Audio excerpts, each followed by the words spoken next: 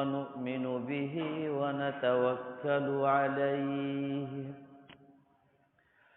ونعوذ بالله من شرور أنفسنا ومن سيئات أعمالنا من يهده الله فلا مضل له ومن يضلله فلا هادي له ونشهد أن لا إله إلا الله وحده لا شريك له ونشهد أن سيدنا ومولانا محمدا عبده ورسوله صلى الله تعالى عليه وعلى آله وصحبه وبارك وسلم تسليما كثيرا كثيرا أما بعد فأعوذ بالله من الشيطان الرجيم بسم الله الرحمن الرحيم اقرأ باسم ربك الذي خلق خلق الإنسان من علق اقرأ وربك الأكرم الذي علم بالقلم علم الإنسان ما لم يعلم صدق الله العظيم وبلغنا رسوله النبي الكريم ونحن على ذلك لمن الشاهدين والشاكرين والحمد لله رب العالمين۔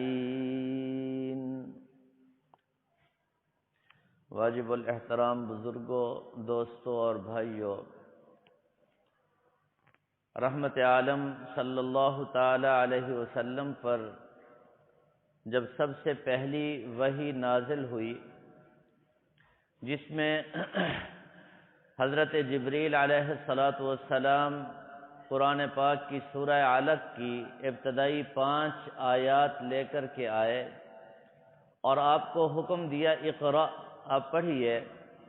نبی پاک صلی اللہ علیہ وسلم نے فرمایا ما انا بقاری، میں تو پڑھا ہوا نہیں ہوں۔ تو حضرت جبریل علیہ السلام نے آپ کو گلے سے لگایا اور آپ کو خوب دبایا۔ یہ توجہ تھی۔ توجہ کی کئی قسمیں ہیں، توجہ القائی، توجہ انعکاسی، توجہ اتحادی۔ بہرحال حضرت جبریل علیہ السلام نے آپ پر توجہ ڈالی اور یہ اللہ تبارک و تعالی کا حکم تھا۔ تو رحمت عالم صلی اللہ تعالی علیہ وسلم نے یہ آیات تلاوت فرمائی۔ اللہ تبارک و تعالی کے ساتھ یہ پہلا رابطہ تھا، ذریعہ اور واسطہ تھے حضرت جبریل علیہ السلام۔ چنانچہ اس وحی کے بعد رحمت عالم صلی اللہ تعالی علیہ وسلم کے قلب اطہر میں اللہ تبارک و تعالی کی ایسی محبت پیدا ہوئی کہ آپ اللہ تعالی کی محبت میں تڑپنے لگے، بے چین ہو گئے، اور پھر حدیث میں آتا ہے 3 سال تک دوبارہ وحی نازل نہ ہوئی۔ اور یہ 3 سال رحمت عالم صلی اللہ تعالی علیہ وسلم نے کس طرح گزارے، احادیث میں اس کی تفصیلات موجود ہیں۔ رحمت عالم صلی اللہ تعالی علیہ وسلم تڑپتے رہے، بے چین رہے، بہت زیادہ مضطرب تھے، اور یہ ساری کیفیات صرف اور صرف اللہ تعالی کی محبت، اللہ تعالی سے جو رابطہ اور تعلق بنا تھا اس کو اور زیادہ مستحکم اور مزید کرنے کے لیے آپ صلی اللہ تعالی علیہ وسلم کی یہ حالت اور یہ کیفیت رہی۔ چنانچہ 3 سال کے بعد پھر وحی نازل ہوئی، یا ایھا المدثر قم فانذر۔ یہ پہلا حکم ہے اللہ تعالیٰ نے فرمایا قم فانذر، کھڑے ہو جائیں اور اپنی قوم کو ڈرائیں، اپنی قوم کو پیغام دیں، ان کو دعوت دیں۔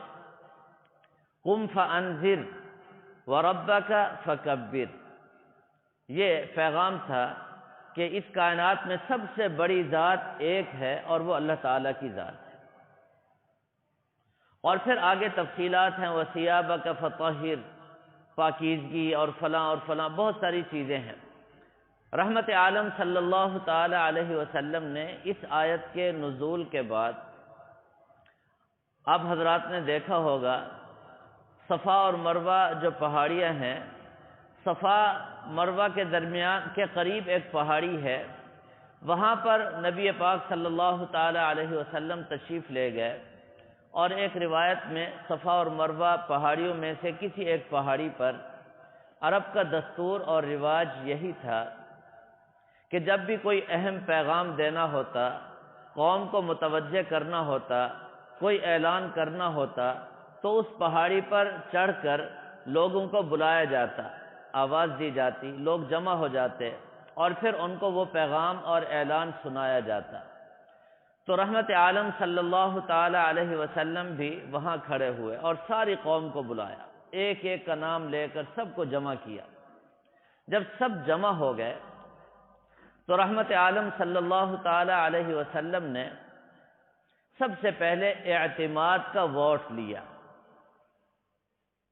اعتماد، مجھ پر اعتماد ہے یا نہیں؟ چنانچہ سب نے بیک زبان آپ پر اعتماد کا اظہار کیا۔ سب نے کہا کہ ہم آپ پر اعتماد کرتے ہیں، کیونکہ 42 سالہ زندگی رحمت عالم صلی اللہ علیہ وسلم کے ان کے سامنے تھی۔ وہ ساری زندگی آپ کو صادق اور امین کہتے تھے اور کہتے رہے، اور سب کہنے لگے اس پہاڑی کے پیچھے اگرچہ ہماری آنکھیں دیکھ رہی ہیں، کچھ نظر نہیں آ رہا، لیکن جب آپ کی زبان مبارک سے کوئی بات نکلے گی، آپ فرمائیں گے کہ پیچھے سے کوئی قافلہ، کوئی قبیلہ، کوئی قوم آ رہی ہے، تو بے شک ہمیں نظر نہ آئے پھر بھی ہم آپ کو سچا کہیں گے اور مان لیں گے آپ کی بات۔ رحمت عالم صلی اللہ تعالی علیہ وسلم نے یہ اعتماد کا اظہار دیکھ کر اب فرمایا قولوا لا الہ الا اللہ تفلحوا، لا الہ الا اللہ کہہ لو تم کامیاب ہو جاؤ گے۔ یہ دعوت دی رحمت عالم صلی اللہ تعالی علیہ وسلم نے، اور یہی سب سے بڑی دعوت ہے، اور اس امت کی سب سے بڑی دعوت یہی ہے۔ امت کے ایک ایک فرد میں یہ جذبہ بیدار ہو جائے کہ سب سے بڑی ذات اللہ تعالیٰ کی ذات ہے، اور یہ کلمہ سب سے بڑا کلمہ ہے، انسان کو کامیاب کرنے والا، انسان کو جہنم سے بچا کر جنت میں داخل کرنے والا، اللہ تعالیٰ کی رضا حاصل کرنے کا ذریعہ یہی کلمہ ہے لا الہ الا اللہ۔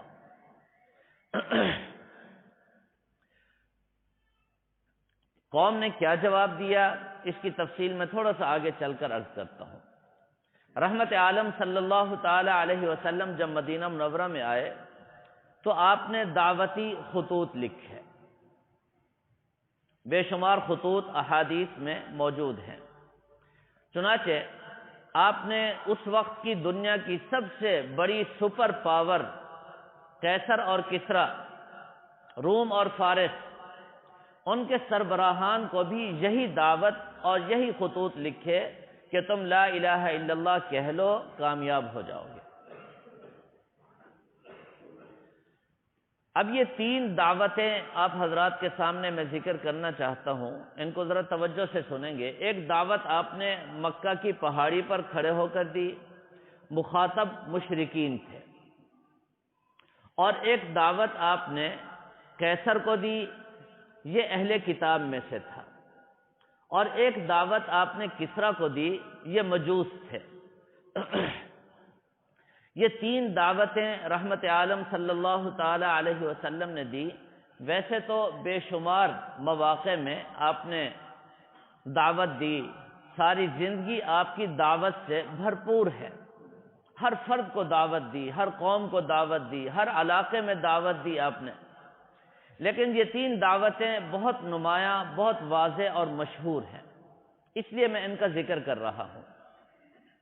جب آپ نے کسریٰ کو خط لکھا، کسریٰ یہ تو لقب تھا بادشاہ کا، فارس میں جو بھی بادشاہ ہوتا اس کو کسریٰ کہا جاتا تھا۔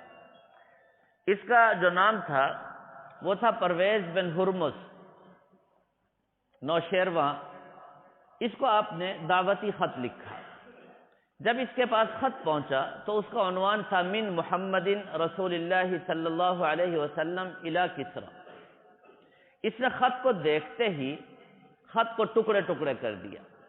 یہ پرویز نامی شخص، اس نے کہا کہ میں سب سے بڑا طاقتور ملک کا حکمران، میرے پاس اتنی فوج، میرے نام سے پہلے کسی اور کا نام کیوں؟ اس کو صرف اس بات پہ غصہ آیا۔ سب سے پہلے میرا نام ہونا چاہیے تھا اس خط میں، میرے نام سے پہلے محمد الرسول اللہ کا نام کیوں ہے؟ اس کا انجام کیا ہوا، اس کو ذرا سمجھنے کی کوشش کیجیے۔ رحمت عالم صلی اللہ تعالی علیہ وسلم کو خبر پہنچی کہ پرویز بن ہرمز نے میرے خط کے ٹکڑے ٹکڑے کر دیے، اس کو پھاڑ دیا۔ رحمت عالم صلی اللہ تعالی علیہ وسلم کی زبان مبارک سے جو جملہ نکلا وہ بڑا سخت تھا۔ فرمایا اللہ تعالیٰ اس کے بھی ٹکڑے ٹکڑے کر دے جیسے اس نے میرے والا نامہ کیے ٹکڑے ٹکڑے کیا، میرے خط مبارک کے ٹکڑے ٹکڑے کر دیے۔ چند دن ہی گزرے تھے، اس کی بیوی کا نام تھا شیریں۔ شیریں اس کی بیوی کا نام تھا، بڑی محبت کرتا تھا اس سے، بڑی خوبصورت اور حسین تھی۔ اور اس کا ایک بیٹا تھا شیروے، اس کا نام تھا۔ یہ شیریں اس کی یعنی اس کے بیٹے شیروے کی سوتیلی ماں تھی، یہ کسی اور بیوی سے بیٹا تھا۔ اس کی نیت خراب ہوئی اپنی سوتیلی ماں کے بارے میں، بڑی کوشش کی اس نے، یہ کامیاب نہ ہوا۔ بالآخر اس کے ذہن میں یہ تدبیر آئی کہ میں اپنے باپ کو قتل کروں اور اس کے ٹکڑے ٹکڑے کروں، یہ اس دنیا میں نہ رہے، تب جا کر جو میری سوتیلی ماں ہے، میرے باپ کی بیوی ہے، اس سے میرا تعلق بن سکتا ہے۔ شیطانی سوچ تھی، لیکن اوپر سے اللہ تعالیٰ کی تقدیر حرکت میں تھی۔ پرویز کو پتہ چل گیا کہ میرے بیٹے کے عزائم اور منصوبے خطرناک ہیں، چنانچہ اس نے زہر کی ایک بوتل اپنے کمرے میں رکھی اور اس کے اوپر عنوان دے دیا دواء للجماع، یہ ہم بستری کرنے کی دوا ہے۔ یہ دوائی اس نے رکھ دی، جب میرا بیٹا اگر میری بیوی کے قریب آئے گا اور اس کو دیکھے گا تو اس کے ذہن میں یہ بات آئے گی کہ میرا باپ شاید یہ استعمال کرتا ہے، تو یہ بھی پیے گا اور یہ مر جائے گا۔ گویا کہ باپ بیٹے کو مارنے کے منصوبے بنا رہا ہے اور بیٹا باپ کو قتل کرنے کے درپے ہے۔ اللہ کا کرنا ایسا ہوا کہ ایک دفعہ موقع پا کر بیٹے نے اس پرویز بن ہرمز کو ذبح کیا اور ٹکڑے ٹکڑے کر دیے۔ جیسے رحمت عالم صلی اللہ علیہ وسلم کی بددعا تھی، آپ صلی اللہ علیہ وسلم کی زبان مبارک سے جملہ نکلا تھا، ویسے ہی اس کو ٹکڑے ٹکڑے کر دیا۔ اس کے بعد یہ بڑا خوش ہوا، سارے کمرے کا جائزہ لینے لگا، تو اس کے ذہن میں اس کے سامنے وہ شیشی اور بوتل آئی جس کے اوپر لکھا ہوا تھا دواء للجماع، تو اس نے کہا اب تو مجھے اس کو پی لینا چاہیے اور فوراً سوتیلی ماں کے پاس جانا چاہیے۔ اس نے وہ بوتل پی لی، جب اس کو پیا تو یہ بھی وہیں پھڑکنے لگا، اور ادھر شیریں جو اس کی بیوی تھی پرویز کی، اس کو پتہ چلا کہ میرے ستیلے بیٹے نے میرے شوہر کو قتل کر دیا، تو اس نے وہاں بیٹھے بیٹھے خودکشی کر لی۔ پورا گھرانہ تباہ ہو گیا۔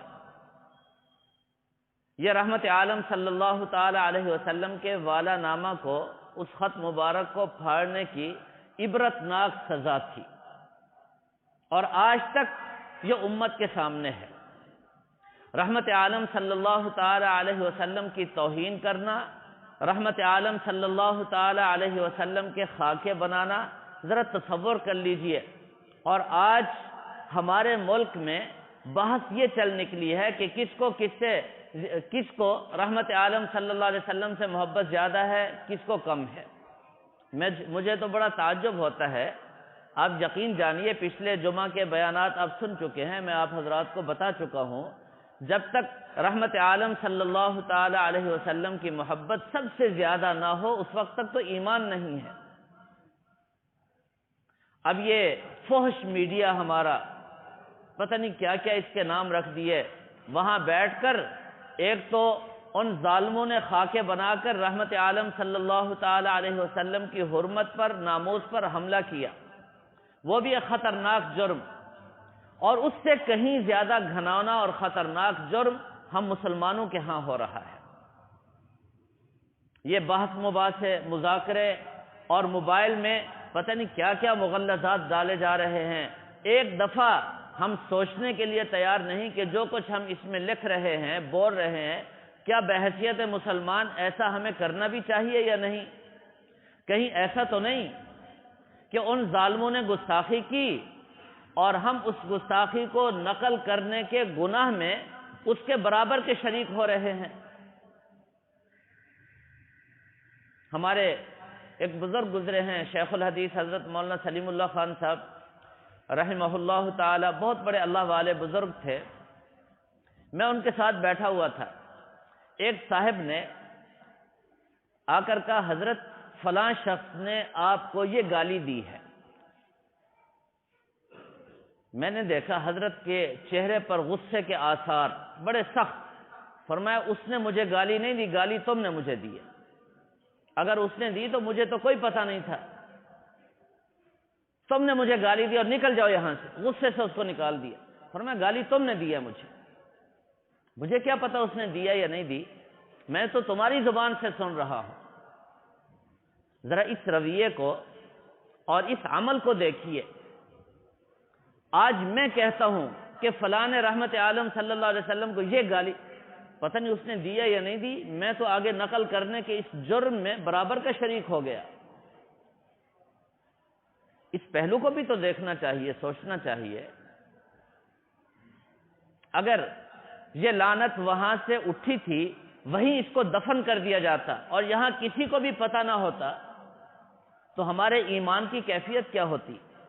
اب کیا ہے، موازنے ہو رہے ہیں، مباحثے ہو رہے ہیں۔ ایک پارٹی کہتی ہے تمہارے لیڈر کے دل میں ایمان نہیں ہے، محبت رسول نہیں ہے، دوسرا کہتا ہے تمہارے اندر محبت رسول نہیں۔ یہ مسلمانوں کے ہاں تنازع اور جھگڑے۔ رات مجھے فون کر کے کسی نے مجھ سے پوچھا یہی مسئلہ، مجھے تو اتنا تعجب ہوا اور اتنا افسوس ہوا کہ یہ کیسا سوال ہے اور یہ کیسے مسلمان ہیں۔ یاد رکھیں، اس وقت تک کوئی شخص مسلمان نہیں ہو سکتا جب تک اپنے آپ سے، اپنے ماں باپ سے، اپنی اولادوں سے سب سے بڑھ کر رحمت عالم صلی اللہ تعالی علیہ وسلم سے محبت نہ ہو۔ ہندوستان میں وہاں کے تمام علماء نے متفقہ طور پر ایک لیٹر جاری کیا اور اس میں سارے مسلمانوں کو یہی پیغام دیا، رحمت عالم صلی اللہ علیہ وسلم کی شان اور ناموس کے بارے میں آپ میڈیا پر کہیں کوئی چیز دیکھیں فوراً اس کو ڈیلیٹ کر دیں۔ آگے اس کو بتانا، پہنچانا یہ بھی گناہ کبیرہ ہے، اور یہ بھی گویا کہ ایمان شکن ہے، ایمان اس سے ضائع ہونے کا خطرہ ہے۔ ان حضرات نے یہی پیغام دیا ہے۔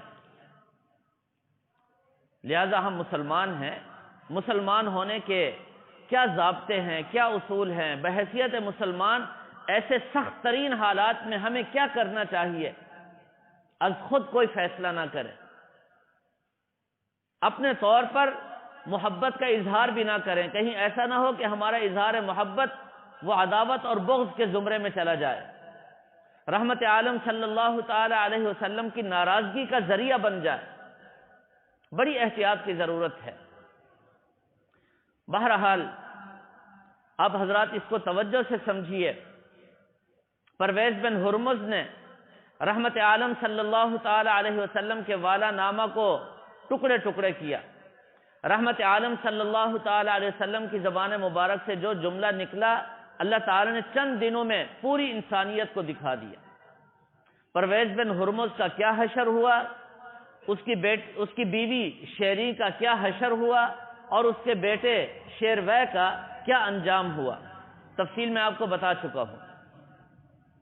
یہی حشر ہے ہر اس شخص کا جو رحمت عالم صلی اللہ تعالی علیہ وسلم کے ذات نہیں، آپ کے کلمات اور آپ کے الفاظ اور آپ کی حدیث کی گویا کہ توہین کرتا ہے۔ یہی حشر ہونے والا ہے اس کا، اور اس سے بدتر اس کا انجام ہوگا، اس میں کوئی دوسری رائے نہیں ہے۔ اللہ تبارک و تعالی کو اس کائنات میں سب سے زیادہ محبت اپنے محبوب صلی اللہ علیہ وسلم سے ہے۔ اللہ تعالی ہر چیز برداشت فرما لیتے ہیں، ہر چیز میں تحمل اور حلم کا مظاہرہ فرماتے ہیں، لیکن جب ناموس رسالت اور رحمت عالم صلی اللہ تعالی علیہ وسلم کی ذات بابرکات کے بارے میں کوئی بات آتی ہے، آپ قرآن اور حدیث کا مطالعہ کریں، اللہ تعالیٰ اس کو برداشت نہیں فرماتے۔ پھر مقابلے میں خود اللہ تعالیٰ آ جاتے ہیں۔ اس کا حشر کیا ہوگا میں بھی جانتا ہوں، آپ بھی جانتے ہیں۔ رحمت عالم صلی اللہ تعالی علیہ وسلم نے پھر خط لکھا قیصر کو، قیصر روم کو۔ اس کی تفصیل بھی بخاری شریف میں موجود ہے۔ کسرا کا واقعہ میں نے ابھی ذکر کیا، یہ بھی بخاری شریف صفحہ 15 پر، پہلی جلد صفحہ 15 پر موجود ہے۔ اور یہ دوسرا واقعہ قیصر کا، یہ بھی بخاری شریف میں حدیث ہرقل مشہور حدیث ہے، اس میں موجود ہے۔ چنانچہ جب اس کے پاس رحمت عالم صلی اللہ علیہ وسلم کا والا نامہ پہنچا تو وہ نبوت کو جانتا تھا، اہل کتاب میں سے تھا۔ اس نے اپنے ساتھ بیٹھنے والے مشیروں سے پوچھا کہ ذرا معلومات کرو، یہاں مکہ مکرمہ سے مدینہ منورہ سے کوئی قافلہ عرب سے آیا ہوا ہو تو اس کو ذرا میرے پاس بلایا جائے، میں ان سے کچھ پوچھنا چاہتا ہوں۔ چنانچہ جب تحقیق کی گئی تو حضرت ابو سفیان رضی اللہ تعالیٰ عنہ، جو اس وقت تک مسلمان نہیں ہوئے تھے، ایک تجارتی قافلے کے سربراہ کے طور پر وہاں موجود تھے۔ حضرت امیر معاویہ رضی اللہ تعالیٰ عنہ کے والد گرامی اور حضرت سیدہ ام حبیبہ، حضرت رملہ ان کا نام تھا، رضی اللہ تعالیٰ عنہ کے والد گرامی تھے، وہاں موجود تھے۔ چنانچہ ان کو بلایا گیا۔ بخاری شریف میں لمبی تفصیل ہے۔ قیصر روم نے حضرت ابو سفیان سے کئی سوالات کیے، ان میں سے ایک سوال بڑا اہم تھا، وہ یہ تھا کہ محمد صلی اللہ تعالی علیہ وسلم نے نبوت کا دعویٰ کیا، اور وہ نبوت کے دعویٰ سے پہلے زندگی کا ایک بہت بڑا حصہ آپ کے درمیان گزار چکے، تو مجھے یہ بتاؤ کہ نبوت سے پہلے کبھی انہوں نے جھوٹ بولا ہو؟ یہ سوال تھا اس کا۔ اور اس سے پہلے اس نے ابو سفیان سے یہ بھی پوچھا کہ آپ کی کوئی قرابت، کوئی رشتہ داری؟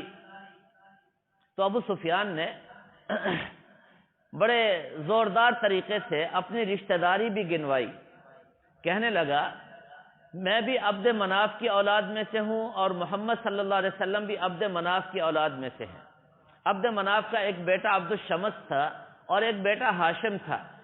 تو وہ کہنے لگا عبد مناف پر جا کر میرا اور محمد صلی اللہ علیہ وسلم کا نسب ایک ہو جاتا ہے، میں عبد مناف کی اولاد میں عبد الشمس کی اولاد میں سے ہوں، اور رسول اکرم صلی اللہ علیہ وسلم ہاشم کی اولاد میں سے ہیں، آپ ہاشمی ہیں۔ نسبت اور یہ رشتہ داری بھی طے ہو گئی۔ تو اس کے بعد جو سوال کیا گیا تو اس نے بڑا عجیب جملہ بولا قیصر نے، جو میں آپ کو بتانا چاہتا ہوں۔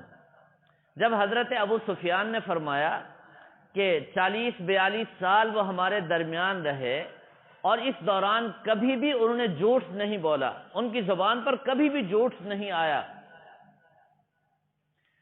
تو قیصر بڑے عجیب انداز میں کہنے لگا، ابو سفیان جس نے مخلوق کے بارے میں آج تک جھوٹ نہیں بولا، اور آپ دشمن ہو کر، ان کے مخالف ہو کر بھی گواہی دے رہے ہو کہ وہ صادق اور امین تھے، کبھی بھی ان کی زبان پر جھوٹ نہیں نکلا، تو کیا وہ ذات جس نے مخلوق کے بارے میں کبھی جھوٹ نہیں بولا، وہ خالق کے کائنات کے بارے میں جھوٹ بولنے والے ہوں گے؟ قیصر کو بات سمجھ میں آ گئی۔ لمبا واقعہ ہے، چنانچہ وہ ایمان لانے کے بالکل ارادے پر قائم ہو گیا، پختہ ارادہ کر لیا کہ میں رحمت عالم صلی اللہ تعالی علیہ وسلم پر ایمان لاتا ہوں۔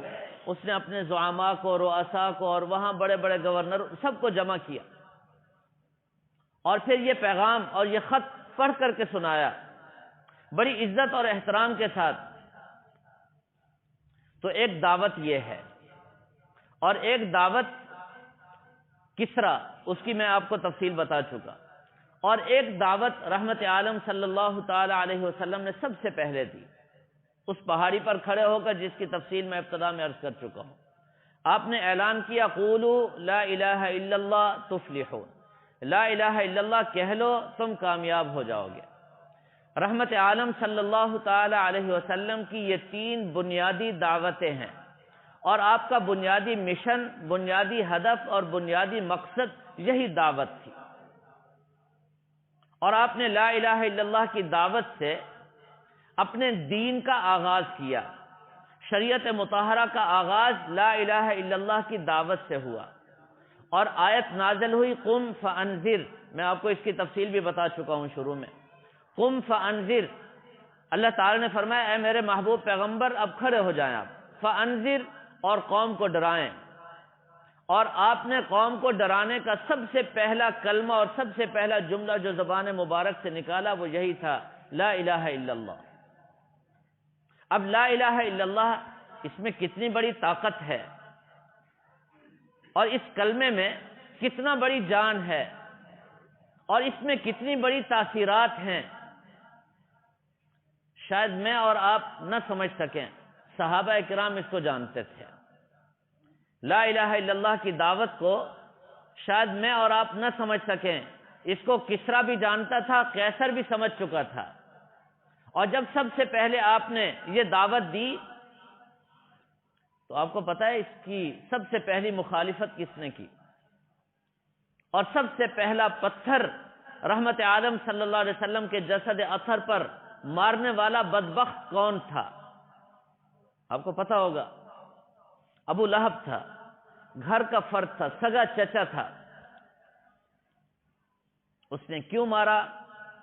حالانکہ ہم سب بیان کرتے ہیں کہ آپ کی ولادت کا سب سے بڑا جشن بھی ابو لہب نے منایا تھا۔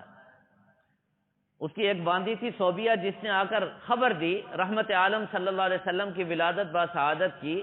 اسی ابو لہب نے آپ کی ولادت باسعادت کی خوشی میں اس کو آزاد بھی کر دیا۔ مکہ کی دھرتی پر سب سے بڑا جشن ابو لہب نے منایا، اور آج 40 سال کے بعد سب سے پہلا پتھر مارنے والا بھی یہی ابو لہب ہے۔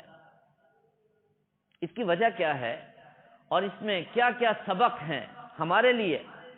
ہر حدیث میں رحمت عالم صلی اللہ علیہ وسلم کے ہر فرمان میں، ہر قول میں بڑے اسباق پنہاں ہیں، ہمارے لیے بڑی عبرتیں ہیں۔ انشاءاللہ اگلے جمعہ میں آپ حضرات کے سامنے اس پورے واقعے کو عرض کروں گا، اور اس کی تفصیل بھی کہ ابو لہب نے کیا جملہ بولا اور کیوں پتھر مارا، اس کا پس منظر کیا تھا، اور ابو لہب کا مکہ میں کردار کیا تھا، اور اس کے حالات کیا تھے، اور اس نے یہ حرکت کیوں کی، اور اس کا انجام کیا ہوا۔ اس کی تفصیل انشاءاللہ میں اگلے جمعہ عرض کروں گا۔ اللہ تعالی